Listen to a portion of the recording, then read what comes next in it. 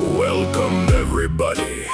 Come one, come all to the infernal big top show of Asmodeus, Anonymous, Lucifer, and Mephistopheles road show. We've got hell's most prominent displays. Here we have egomaniacs, narcissistic hacks, and people who were just straight whack. Thought they were the boss of everyone in life. Now their soul is in torment down here. Let's take a stroll tonight.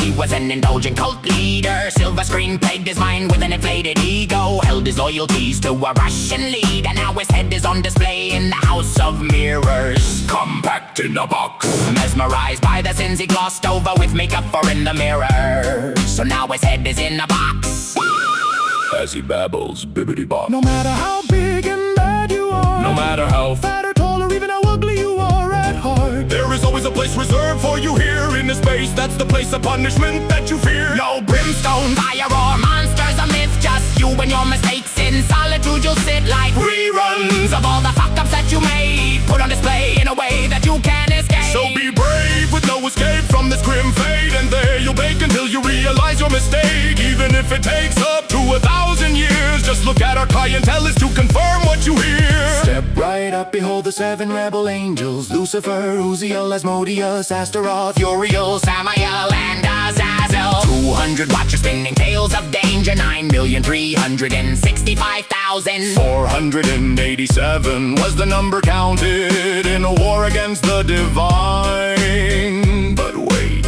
hold your horses. We have not reached that point in time. Armageddon's bell tolls, echoes in the night. Dust settles, shadows dance, revealing the body count coming to light. In heaven, every whisper bends to God's will. Those who dared rise up find their fate a bitter chill. If you doubt that, go ask Ezekiel. A counter move I plotted laid out long before. Every strategy scripted, every detail to your defeat. Assured no room for complaints, you challenge me, so you play by my rules. Thought you could outsmart me? I'm from the Alpha to the Omega, fool. Did you really think I'd risk it all? Take that chance! Jeopardize creation for your ego-driven reckless dance. Think you judge me by your moral scale, But all you've done is written the ending for your tape. what you've won is a one-legged ass-kicking show to a glimpse of my wrath. A spectacle for all as they watch, Warning you from the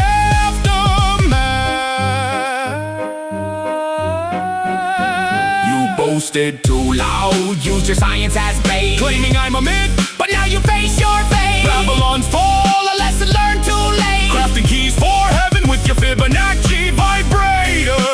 Sex toy. Sound wave. So now I see you, Satan, stripped of your disguise. Not a supernatural force. Just a band of Best Buy. Geek Squad Tech, weekend warrior rejects. Remember the shadows that loom in the failure. Over your schemes, What said will befall you. nothing but shattered dreams. Oh yeah, and you'll cease to be.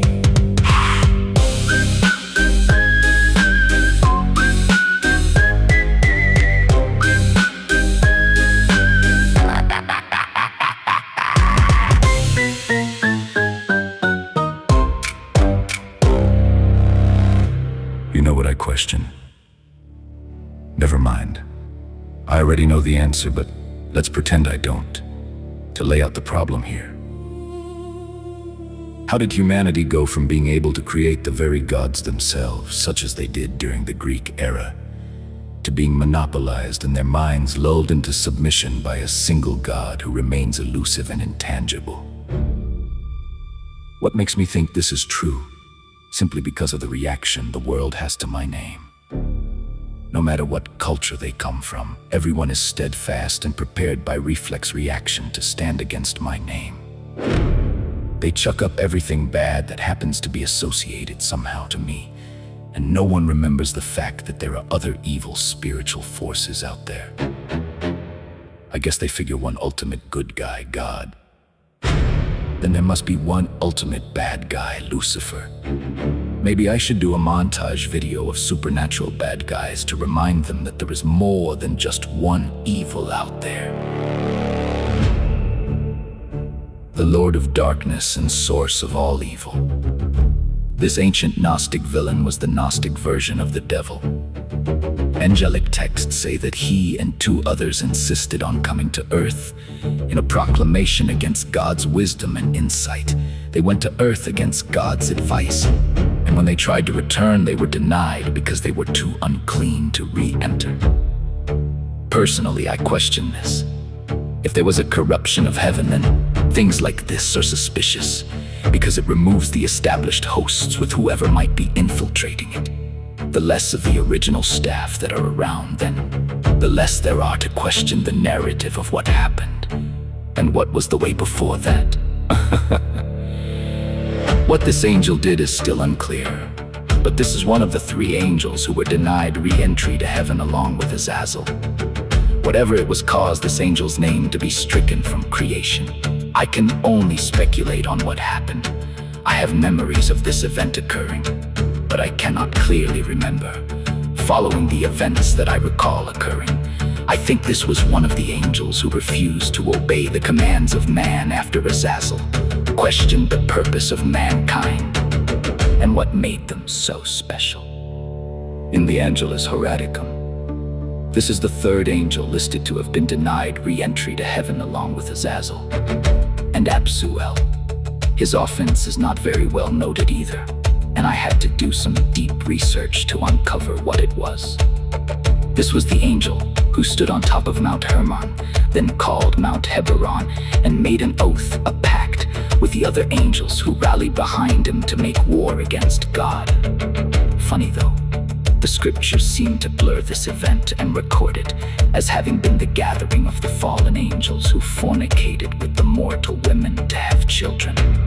Supposedly, they performed acts of sexual immorality and idolatry with them there. But honestly, I think it is a trap.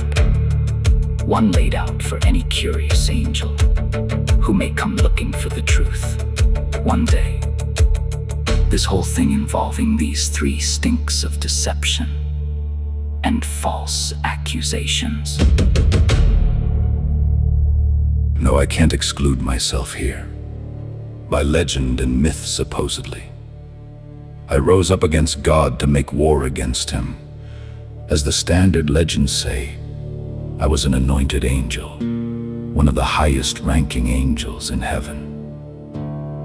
One day I was gazing upon the beauty of my creation, full of pride, and I suddenly became filled with jealousy towards God and desired to battle God for the kingdom of heaven, and even place myself upon some destiny of glory that would surpass him. That's the basic storyline. It becomes unclear, and the story is vague from here on. Some say I rose up with the other 6 fallen angels with sword and tried to battle against God, but was struck down from the skies and damaged upon the rocks. Another story says that I incited a rebellion with over 9 million angels, a third of heaven's hosts, and a bloody battle waged with angels killing angels. Another story says that I rose up in a heated argument and proclaimed myself to be greater than God and vowed to take heaven as my kingdom, and that I would exalt myself above him. And in response to this, God called me prideful and full of iniquity and cast me down as an unclean thing, turning me into some hideous profane monster, burned by the flaming sword of Michael as he cast me down from heaven into the fires of hell and chained me in the bottomless pit for 1,000 years. Let me be the one who says it first, bullshit, and next, let me explain why. Those first 2 stories they say occurred before God had made the earth, one on the 2nd day of creation and the other on the 3rd. But neither of those are true. Because if it was, then why did God place me in the Garden of Eden to keep Adam and Eve away from the tree? If I had started some great war in heaven that was on the 7th day, while God rested. Now the 3rd one is proved false by the trail of these other 3 angels I mentioned. If it was on this Mount Hermon, where the angels made an oath to make war against God, then it didn't happen before the earth was created. Otherwise, there would have been no mountain there if it was before the earth was created. And the story that is commonly associated to this mountain is that it is where Michael destroyed the angel Samael, and with his flaming sword, for giving forbidden knowledge to man, and chained Azazel to a boulder there. Howie, that's just it. In my search, I discovered what this forbidden knowledge was, and that places Michael as someone who is on the wrong side. Going over the Nag Hammurabi, I found a text that, once deciphered, revealed a story of an unknown, long-forgotten lineage. The lineage of Seth, third son of Adam. It seems that God had promised Eve a child after Abel's death at the hands of Cain, and that this lineage would be blessed, a divine bloodline that would walk with the presence of God while on earth. God basically gave them heaven on earth while alive, their days filled with ease and the comforts of paradise. They were like it was with the beasts in the garden before man was cast out of there. However, then reality hit and jealousy arose from Cain and his offspring. You see, Cain had taken a wife, the third daughter of Eve, Rachel, and they had children. And Rachel begat a son who was also named Seth. And Seth, Tubal-Cain, begat Methuselah, and Methuselah begat Enoch, and so on.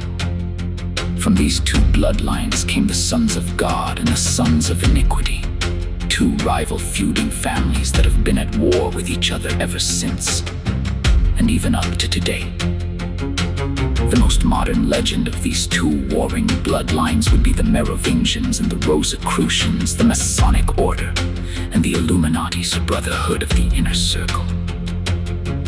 Those are just ones that are known to have been associated with this bloodline's conflict across the span of history. In medieval times, one side sought to birth a child of Cain's bloodline with the lineage of the Son of God, an unholy child of abomination, whom the Antichrist would one day be born from. Other influential figures appeared in history of this mixed lineage, one of which was Abraham Lincoln. His rare blood type was a marker of this lineage that baffled scientists at the time as to its source of origin. On the other side were the Rosicrucians. They had a lineage that used to combat against these unholy abominations that were groomed for power and control over the world. Holy warriors born of the lineage of the Son of God, through his brother James and Mary of Magdalene James, died in the sacking of Masada in 66 AD. But Mary escaped only to die of her wounds she sustained in her escape, but not before giving birth to her and James' son, whose bloodline carried on after that, even up to today. On the other side were the Rosicrucians.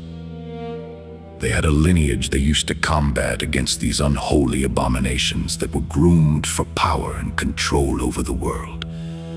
Holy warriors born of the lineage of the Son of God, through his brother James and Mary of Magdalene James, died in the sacking of Mossad in 66 AD.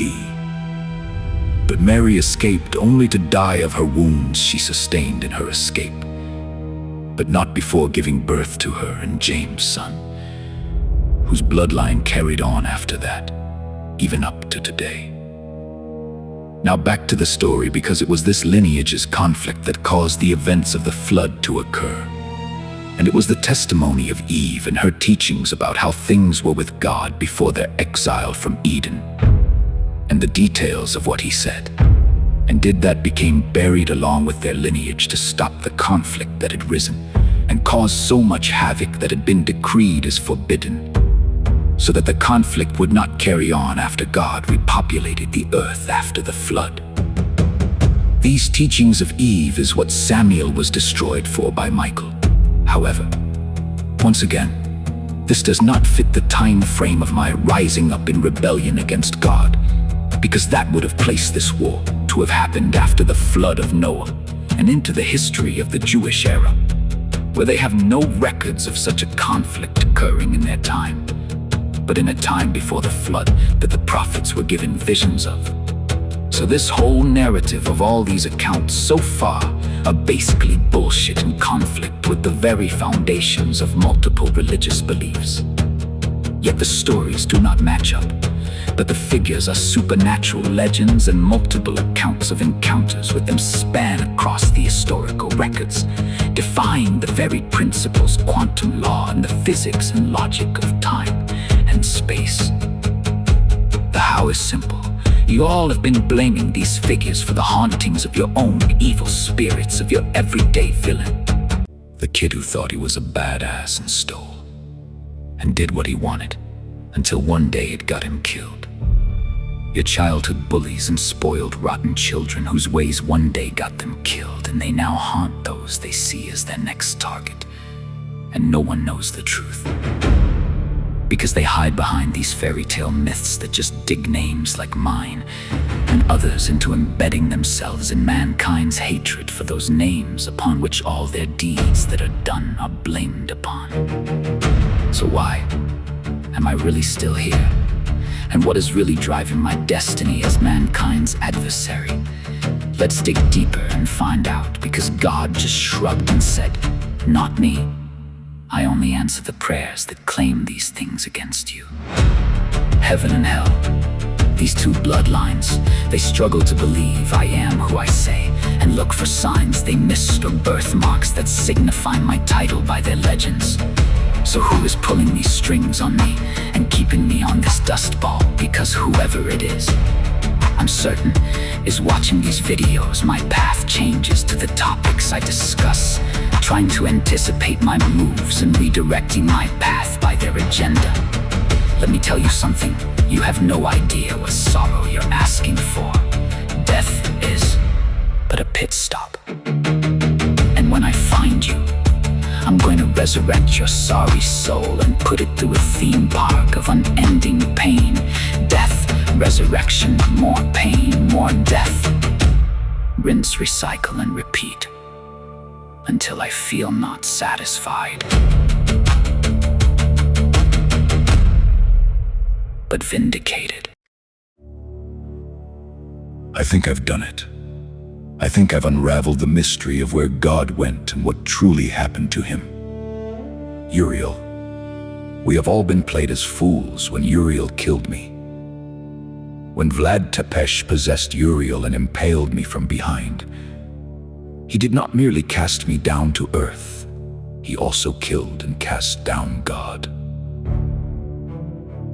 Let's journey back to Genesis, where it states, "In the beginning, there was darkness in the Word. Through the Word, God brought forth the light and saw that it was good, for God was with the Word, and God was in the Word. Thus, God was the Word." In this light, I reveal the details of my creation. Among many names and titles, I am known as the first one before all others, the son of the morning star and the bearer of the first dawn in creation. Therefore, Lucifer was the Word.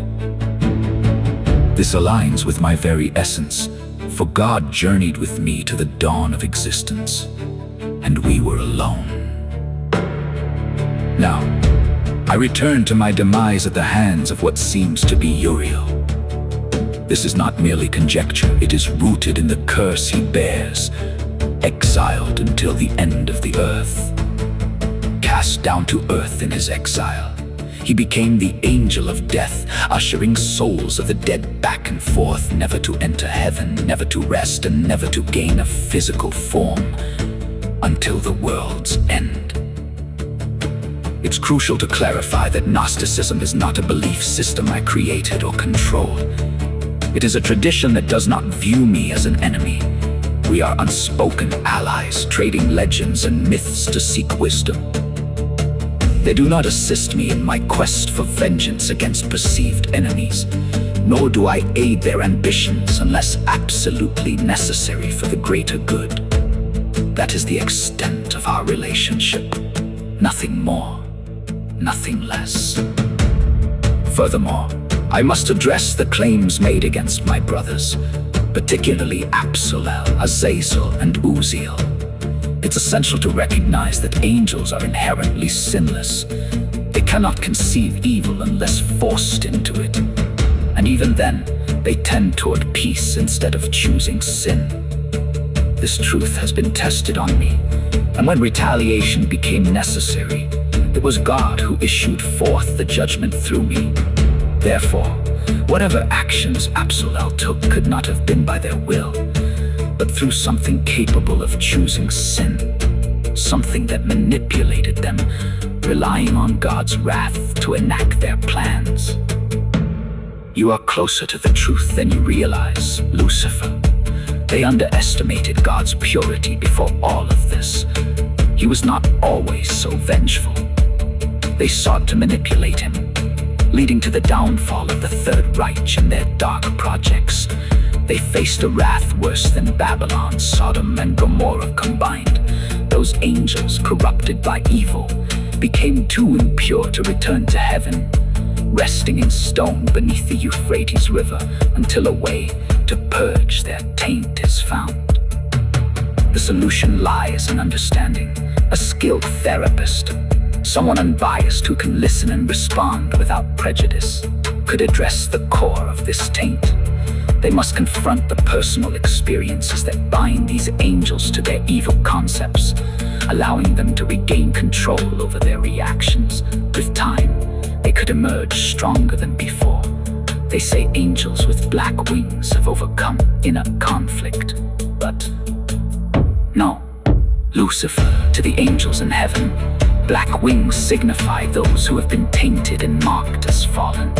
They were not destroyed due to the truth you've pieced together. You are astute, and though you wear a titan's form, you possess a sharp mind. Thank you for the recognition, but I must remain cautious. What is your intention? I am here to stand in your way. With that, I revealed the truth of my past. I see now. Thank you for sharing this. No one would know these truths unless it were you. I will not block your path again. Forgive me. Indeed, it is as he said.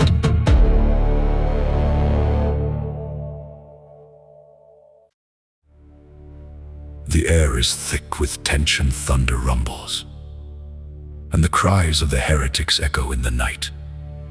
Lucifer stands tall, a gargoyle-like figure, gazing down upon a twisted altar enshrined with the image of Jesus' last moments.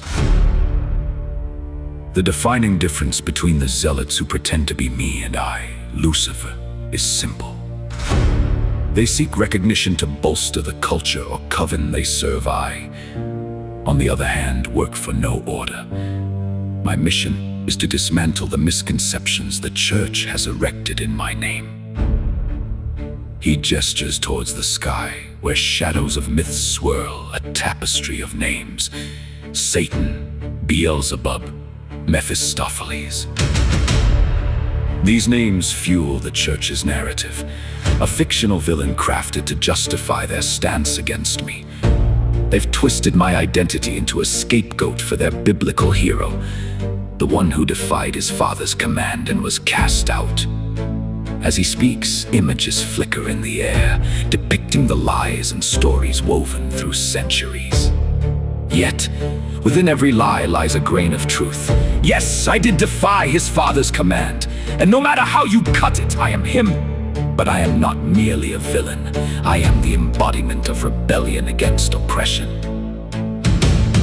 Yet, you atheists with your insatiable curiosity disregard my boundaries. You have no idea what you're fucking with. You mock my tragedy, using it to incite your zealots against me while claiming to seek truth. His tone shifts, a blend of anger and wisdom. You fail to see the philosophy in conflict. Every obstacle holds a solution, every enemy a potential ally.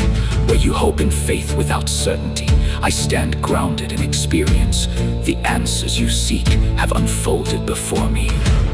He gestures, revealing the chaos wrought by the church's misinterpretations. Your institution, a sacrilege to God, has deceived countless souls. I am his most dangerous adversary, because I seek the truth, and that truth reveals your corruption. As I reflect on my journey, I can't help but wonder, what would Jesus have done in a situation like this? Remarkably, there is an example from his life when he stood up against the rulers of nations. His method was extreme, but it offers a powerful lesson. When Jesus confronted the tyranny and injustice of Rome, he became a model for a new system of justice, contrasting it with the flawed one in place by willingly offering himself for crucifixion. He exposed the inherent flaws in their system, providing a path of forgiveness and mercy instead of mere conviction. His actions aimed to save lives rather than discard them, which ultimately rattled the foundations of their sense of justice. For this, he was ridiculed, insulted, and mocked ironically. A religion arose that perpetuated these wrongs against him. One must question whether those who established it realized they were inviting his legacy to haunt them. This is particularly evident when we consider that they memorialized his execution by erecting an idol to it. They wrote texts that condemned him in the beliefs and traditions of his own people. Then, they wielded this religion as a weapon in their conquest of other nations, denouncing other beliefs as pagan and forcing acceptance of their singular concept of God, all while parading the figure of the very Son they had condemned. This hypocrisy is staggering. They waged wars in the name of God, justifying death and destruction under the guise of divine will. The Crusades, for example, were fought to reclaim the Holy Lands, while the Church wielded immense political power throughout Western Europe for nearly a millennium. To challenge this control, one must direct their efforts wisely. It's clear that an unnatural force has influenced the Church. Who else could orchestrate plans spanning centuries, carried out by mere mortals whose lifespans rarely exceed 80 years? History teaches us that evil regimes usually collapse with their leaders. So what kind of force could sustain a singular agenda for over 1,000 years? Examining the Church's campaigns against other cultures during the rise of the Holy Roman Catholic Empire reveals a pattern of not only dismissing other religions, but also appropriating their artifacts and symbols of power. These relics stored beneath the Vatican suggest a continued control over supernatural elements that could facilitate their long-term goals. The religious landscape has been marred by corruption, especially following the Spanish Inquisition, where monarchs manipulated religious influence for centuries. The Church's corruption did not end with the fall of the Roman Catholic Empire. It lingered long after, marked by Pope Pius X's refusal to yield to Mussolini's military forces. This period of decline can also be traced back to the execution of Jacques de Molay, the last Grand Master of the Knights Templar. His death was followed by the mysterious passing of both the Pope and the King of France, leading to the swift demise of the Roman Catholic Empire. Jacques de Molay's legacy is complex. He was entangled in political intrigue, having been manipulated by the king to betray his fellow knights. It's hard to believe that someone so deeply flawed could rise to such prominence. Yet, you atheists, with your insatiable curiosity, disregard my boundaries. You have no idea what you're fucking with. You mock my tragedy, using it to incite your zealots against me, while claiming to seek truth. His tone shifts, a blend of anger and wisdom. You fail to see the philosophy in conflict. Every obstacle holds a solution, every enemy a potential ally.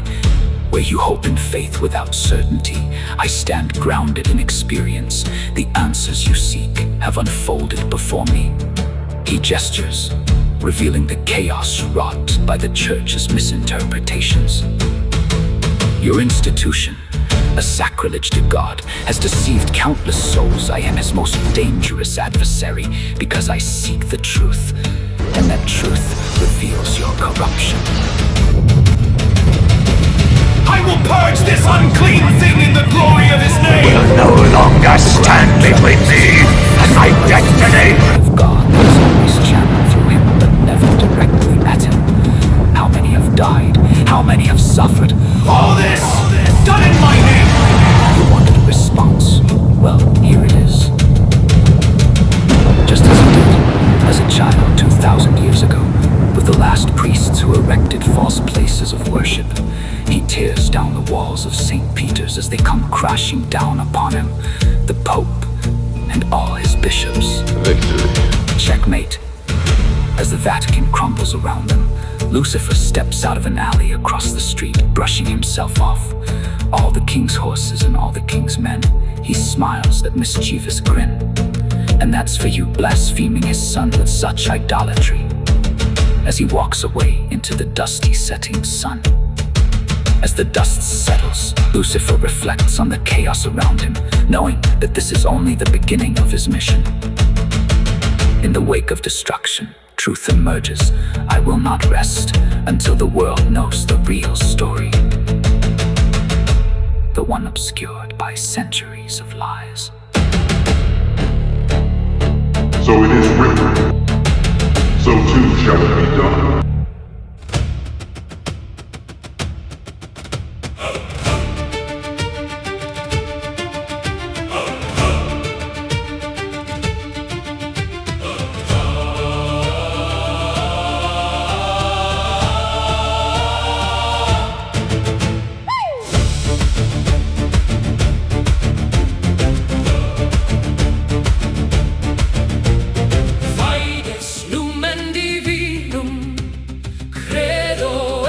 Confido in tenebris spes mihi, cor fortis non cedit. In the shadows I will stand, with a heart that knows no fear, guided by the light of love, hope ignites, always near. Virtus nostucant in amore.